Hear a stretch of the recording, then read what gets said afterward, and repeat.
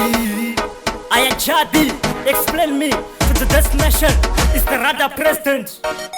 Pick up Junior Di Santos. Put the Jufesi Rada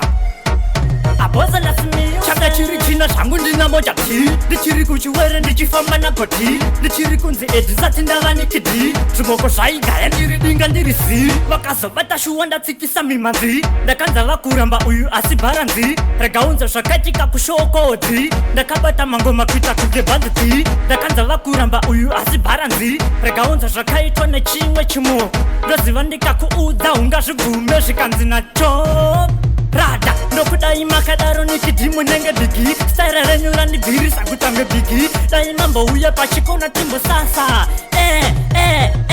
Chaka chiri china shangu ndina moja ti Nichiri kuchuwere ndichifamba na koti Nichiri kunzi edizati ndaga nikidi Tumoko shai gaya ndiri dinga ndiri si Takatanga kundi bunza unova kutu Dikati kwa mutare baby ndo kwangu den Shikanzi rada ndango usha kuita radalin Dikati ice blend ya baby bata usuwan Nokudai makadaro nikidimu nenge bigi Style renyura ni biri sakutange bigi Dai mambo uya pachiko na timbo sasa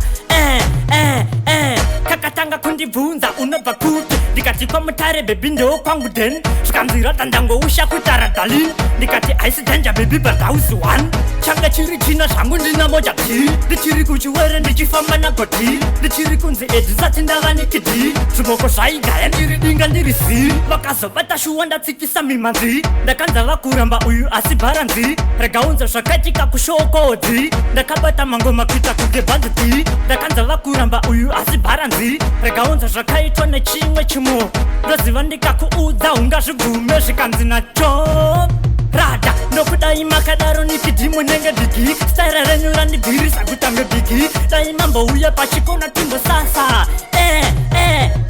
Changa chiri china shangu ndina moja ti Nichiri kuchuwere ndichifamba na koti Nichiri kunzi edizati ndaga nikidi Tumoko shai gaya ndiri dinga ndiri si